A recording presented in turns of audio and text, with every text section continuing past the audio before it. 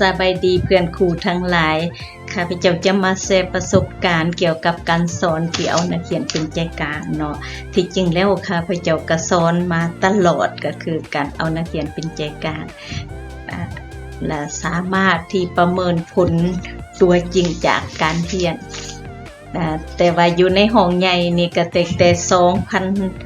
2006จนมาฮอดปัจจุบันเนาะ2006ข้าพเจ้าสอนเทื่อสุดท้ายแล้วก็มาเริ่มในสุขเขียนนี้และอยู่ในการสอนเป็นแนวใดการสอนเอานักเรียนเป็นใจกลางอยู่ในห้องใหญ่ห้องรวมดังนั้นในมื้อนี้ข้าพเจ้าสิมาแชร์ประสบการณ์ว่าการสอนห้องใหญ่นักเรียนหลายและปฏิบัติการสอนเอานักเรียนเป็นใจกลางเป็นแนวใดติดตามต่อไปเลยอันนี้ก็คือการปฏิบัติการสอนเอานักเรียนเป็นใจกลางที่มุ่งเน้นให้ผู้เรียนได้ใส่เป็นจังซั่นอยู่ในนี้ก็คือในครูก็จะมีหน้าที่ในการออกแบบและก็ดำเนินการสอนติดตามกวดการและช่วยอำนวยความสะดวกให้ผู้เรียนได้พัฒนาความรู้ด้วยตัวเองสุดท้ายก็คือการประเมินผลการเรียนของนักเรียนเดี๋ยวสิมาเบิ่งว่าการออกแบบนี้ออกแบบแนวใดอันนี้คือแบบที่ข้าพเจ้าออกเนาะเป็นง่ายๆนักเรียนก็สามารถจับอันPowerPointเดียวนี้ไปปฏิบัติจนจบอันที่สองก็คือการดำเนินการเรียนในแม้การดำเนินการเรียนข้าพเจ้าก็จะเอาแผนที่กำหนดไว้แล้วมาปฏิบัติการสอนแล้วก็มีการบันทึกให้นักเรียนไผสนใจว่ามันเกิดขึ้นได้แนวใดเป็นไผได้เฮ็ดกับไผจึงมีผลงานออกมาจังซี่สามารถติดต่อกับข้าพเจ้าได้ว่าสอนเป็นแนวใดหรือบ่ก็ติดตามทางช่อง YouTube Channel แนวเพื่อพัฒนาชีวิตต่อด้วย Guidance for Life Development จะมีการติดตามกวดการประเมินของข้าพเจ้าก็จะมีการติดตามกวดการประเมินอันนี้ก็สามารถเข้าไปสแกนเขาใน QR Code ไปเบิ่งเลยว่าข้าพเจ้ามีการประเมินคือแนวใดสุดท้ายมามีการติดตามอันนี้ก็คือการประเมินกับเส้นเดียวกันอันนี้แม่นเกี่ยวกับการเฮ็ดหน้าที่ของครูโดยรวมนี่ก็คือสามารถติดตามได้อยู่ในช่อง YouTube Channel ที่ข้าพเจ้าว่ามาเนาะมันสแกนเขาใน QR Code นี้หรือหมอก็เข้าไปช่อง YouTube และเขียนว่าแนวเพื่อพัฒนาชีวิตต่อด้วยภาษาอังกฤษ Guidance for Life Development บัดนี้มาเบิ่งภารกิจหลักของครูสอนเอานักเรียนเป็นใจกลางคือจะต้องเฮ็ดหยังแด่1ก็คือขึ้นห้องสอนแล้วก็มีการสอนออนไลน์อันนี้ก็มีติดตามได้อยู่ในการปฏิบัติตัวจริงของข้าพเจ้าสอนทั้งหมดก็คือมีอยู่3กลุ่มคือกลุ่มคณะวิทยาศาสตร์สังคมนี่มี2กลุ่มมีภาคเสาร์ภาคบ่ายและก็คณะวิทยาศาสตร์สิ่งแวดล้อมและอยู่ในคณะวิทยาศาสตร์สังคมในภาคเสาร์ก็จะมีอยู่8สาขาวิชานักศึกษาทั้งหมดก็มีอยู่90และสำหรับภาคบ่ายก็มี39และสำหรับคณะวิทยาศาสตร์สิ่งแวดล้อมก็มีอยู่41เนาะงานที่บ่ใส่ชื่อบ่ใส่สาขาบ่ใส่บางนอกก็จะมีการก๊อปปี้กันหรือว่าเฮ็ดคือกันเฮาก็ต้องได้เขียวแจ้งคือเพื่อให้เขาเจ้าได้แก้งานแล้วบางน้องที่บ่ทันเห็นงานก็ต้องได้กระตุ้นก็ต้องได้ท้วงว่าส่งระบ่ถ้ายังบ่ทันส่งก็คือว่าส่งมาจากงานแล้วถ้าว่าส่งมางานนึงก็ยังบอกว่ายังอีน้องๆนักเรียนบ่มีประสบการณ์เกี่ยวกับการเก็บเกี่ยวผลงานเก็บเกี่ยวประสบการณ์กันเลยมันก็จะบ่ยุติธรรมสำหรับนักเรียนที่เขาบ่เคย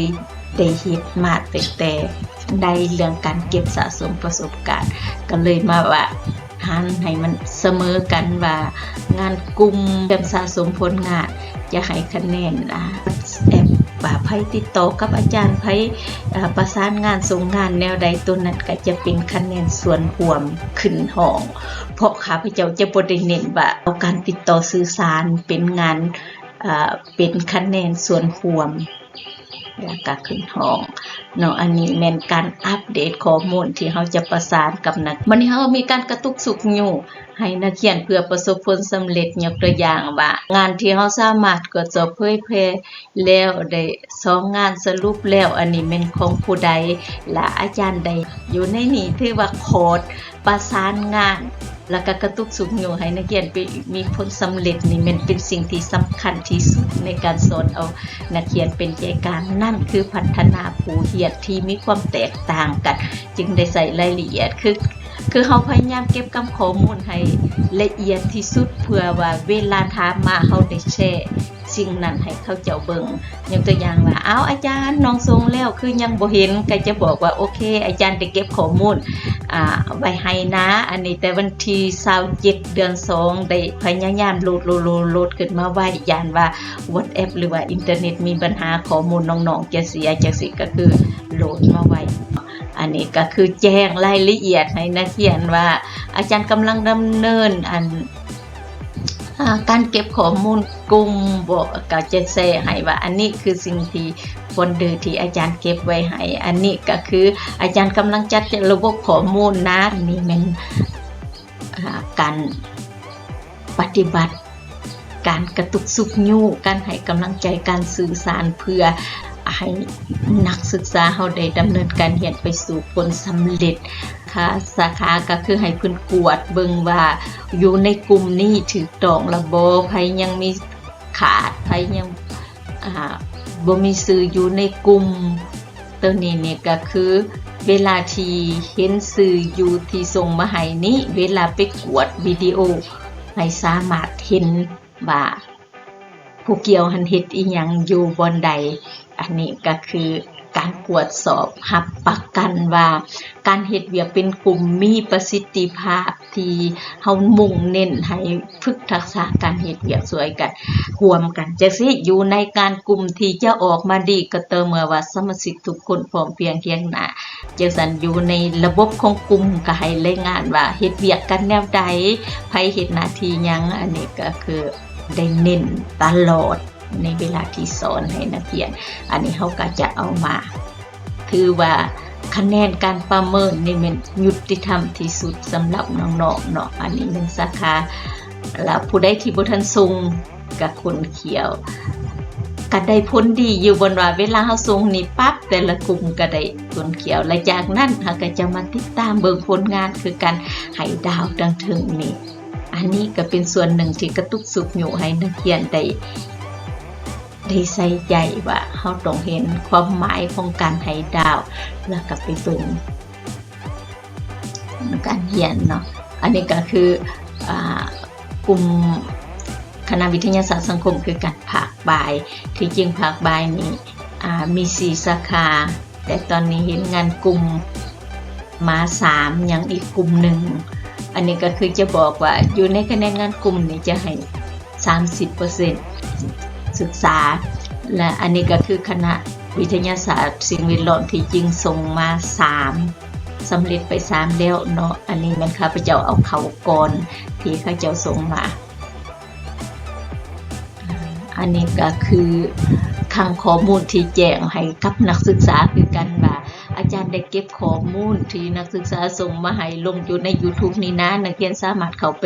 ตรวจสอบได้และเขาก็ไปเบิ่งบางคนก็บอกว่าโอ้ยยังบ่ทันเห็น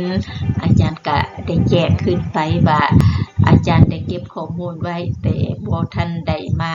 กวดแก้เพื่ออัพ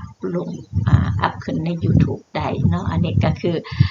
ทุกอย่างทานต้องมีหลักฐานเพื่อยืนยันและก็สร้างความมั่นใจกับนักเรียนอันนี้คือการกับหัวมือที่ว่าการสอนเอานักเรียนเป็นใจกลางในครูเป็นผู้อำนวยความสะดวกเป็นนักแนะแนวเป็นผู้ให้คำปรึกษาให้นักศึกษาลงมือปฏิบัติจะใส่คือผลงานทั้งหมดที่ข้าพเจ้าเอาขึ้นมาสู่ทานสามารถไปเบิ่งได้ว่า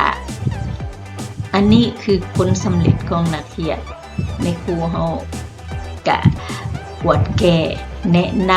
ำให้โอกาสการแก้ตัวเนี่ยอันนี้ก็คือการเก็บไว้ในอีบุ๊กต่อไปอีกเนาะว่าเฮาลงอยู่ในอันนี้ก็คือ การแจ้งข้อมูลบัดนี้เว้าถึงการกวดงานแล้วก็สื่อสารกับนักเรียนจะบอกนี่นะส่ง YouTube ของแต่ละกลุ่มอาจารย์ได้เก็บมาเพื่อกวดว่าไผส่งไผบ่ส่งนี่เป็นสิ่งที่สำคัญของในครูเวลากวดงานที่ข้าพเจ้าเว้าหั่นว่าการให้คะแนนส่วนรวมของนักเรียนจะเบิ่งแนวใดเฮาจะเบิ่งอยู่ในการสื่อสารระหว่างนักเรียนกับครูข้าพเจ้าก็ย้ำคืนอีกว่าการเก็บข้อมูลละเอียดนี่ก็เพื่อตอบข้อของใจของนักเรียนอันนี้ก็คือการเก็บข้อมูลไว้อยู่ในช่อง Excel เนี่ยอันนี้ก็ข้อมูลที่คือกลุ่ม WhatsApp ของคณะวิทยาศาสตร์อันนี้เป็นคณะวิทยาศาสตร์สิ่งแวดล้อมเนาะแต่ว่ามีไผเดมีชื่อตัวเองบ่อยู่ใน WhatsApp อันนี้มันอยู่ในระบบของการสื่อสารนี่จะสั่นอยู่ในการเรียนเอาในเรียนเป็นการระบบการสื่อสารก็คือว่าปฏิสัมพันธ์ระหว่างครูกับนักเรียนเป็นสิ่งที่สำคัญที่สุดตัวนี้ก็คือแต่ละน้องเขาก็จะตอบเมื่อเขาตอบข้อมูลที่เขาเก็บไว้ว่าข้อมูลจะเป็นแนวนี้นะภายหลังที่ตอบมาแล้วเนาะเห็นว่าโอ้นักศึกษาจำนวนหลายยังมีปัญหาบ่เข้าใจยังมีความสงสัยยังอยู่จังซี่เฮาก็เลยสิเอาให้นักศึกษาเบิ่งอันนี้คือกลุ่มแต่ละกลุ่มใครเขาเจ้าเบิ่งอีกว่าแม่นบ่เวลาเฮามาเรียนที่อาจารย์สั่งงานอาจารย์เน้นในการเรียนว่าเฮาควรเรียนแนวใดอันนี้ก็คืออาจารย์จะแทรกเข้าไปอีกเพื่อให้นักเรียนได้เบิ่งตรวจสอบข้อมูลให้นักเรียนเบิ่งว่ามื้อนี้ฮอดนี้แล้วนะอาจารย์บ่ทันได้กวดก็คือจุดนี้อาจารย์ยังบ่ทันได้กวดก็เพื่อสร้างความมั่นใจว่าอาจารย์ยังกวดบ่แล้วอันนี้ก็คือการสื่อสารของกับนักเรียนแต่ละคนก็จะมีจังซี่แหละอย่างตัวอย่างว่าคือผู้นี้เนาะทวงงานมาว่าอาจารย์น้องส่งงานนี้แล้วก็เลยเอาให้เบิ่งอันนี้แม่นงานเพิ่นส่งมาตัวนี้แม่นอัพขึ้นอยู่ในซองอีบุ๊กแล้วก็เลยบอกว่านี่ได้เอาขึ้นมาแล้วกติกให้เบิ่งเนาะเพื่อความมั่นใจในครูเฮาจะต้องจัดระบบข้อมูลให้ชัดเจนเพื่อส่งตัวอย่างอันนี้แม่นเบิดแหละกันที่นักเรียนมันถามมาแต่ละคนอาจารย์ก็ไปเนี่ยไปเพื่อให้นักเรียนให้เข้าใจอันนี้ก็คืออาจารย์ก็ส่งตัวอย่างให้อยู่ในการระบบการตรวจสอบข้อมูลเช่นว่าข้อมูล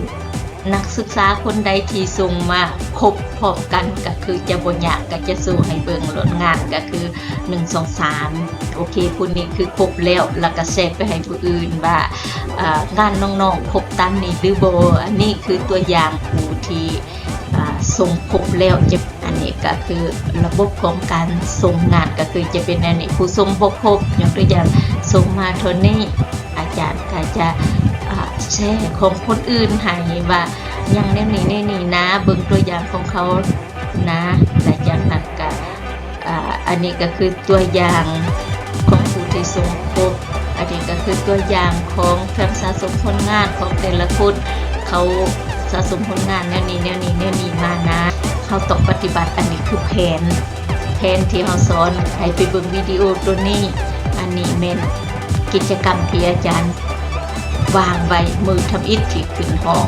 อันนี้กำหนดของการอันนี้ก็คือเป็นบทเรียนตัวอย่างอาจารย์ได้แชร์ให้ว่าการสร้างพอร์ตโฟลิโอต้องสร้างแนวนี้นะเป็นพอร์ตโฟลิโอเป็นสิ่งที่นักเรียนสนใจที่สุดว่าจะเป็นแนวใดอาจารย์ก็แชร์ด้วยอันนี้ก็คือตัวอย่างที่เอาให้เบิ่งว่าตัวอย่างของการแจ้งผลการเรียนของนักศึกษาแต่ละคนก็คือเน้นกับนักศึกษาว่าสำหรับอาจารย์แล้วอาจารย์เชื่อในสิ่งที่เห็นอย่างนั้นก็คือถึงจังได๋ก็อย่าเฮาก็ยังขอบใจกลุ่มนักศึกษาอื่นใหม่ก็ถือว่าขอบใจที่มาสร้างบทเรียนร่วมกับอาจารย์เพื่อที่จะไปเผยแพร่ให้บรรดานักศึกษารุ่นต่อๆไป